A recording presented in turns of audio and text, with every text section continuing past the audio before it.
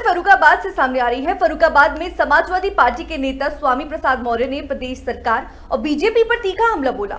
उन्होंने कहा कि उत्तर प्रदेश में रोज हत्या और बलात्कार जैसी घटनाएं हो रही हैं और ये संदेश की दिनचर्या बन चुकी है, लेकिन सरकार इन मुद्दों पर बात करने के बजाय हिंदू मुस्लिम जैसे मुद्दों में जनता को उलझा रहे हैं। मौर्य ने आरोप लगाया कि सरकार जाति और धर्म के आधार पर लोगों को निशाना बना रही है। उन्होंने कहा कि बीजेपी को सबक सिखाने के लिए अगर किसी से भी हाथ मिलाना पड़े तो वो उसके लिए तैयार है। आगरा में राज्यसभा सांसद के घर पर हुए हमले को उन्होंने सरकार की साजिश बताया और कहा कि मुख्यमंत्री आगरा में मौजूद थे, फिर भी करणी सेना द्वारा दलित सांसद पर हमला हुआ, जो जातिगत भेदभाव को दर्शाता है। मौर्य ने यह भी कहा कि सरकार को ना तो रोजगार, ना नौकरी और ना ही शिक्षा की चिंता है, बल्कि बीजेपी लोगों को ध्यान भटकाने के लिए औरंगजेब जैसे मुद्दे उठा रही है। उन्होंने साफ किया कि बीजेपी के एजेंडे पर आधारित किसी भी पार्टी से समाजवादी पार्टी का कोई गठबंधन नहीं होगा।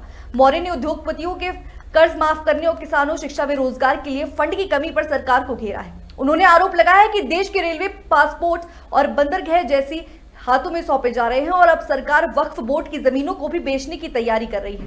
ये मुस्लिम समुदाय के खिलाफ एक सोची समझी साजिश है। और इसी के साथ ही उन्होंने बीएसपी पर भी निशाना साधते हुए कहा कि 14 तारीख को हो रहे उनके सम्मेलन में जयंती में कोई नया काम नहीं होगा।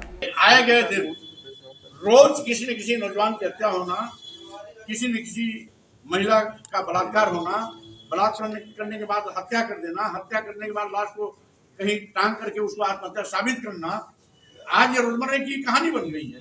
रोज 2, 4, 5, 10 घटना इस प्रकार की होती रहती है। सरकार इस पर कभी बात ही नहीं करती है। सरकार जब भी बात करेगी हिंदू मुस्लिम, मस्जिद मंदिर, औरंगजेब और बाबर का चर्चा करेगी। आज वर्तमान इशू जितने हैं उससे वो भागती है, यानी अपनी जवाबदेही से भागती है और लोग उसको कटघरे में न खड़ा करें, इसलिए दाएं बाएं के मुद्दे उछाल करके अपने को बचाने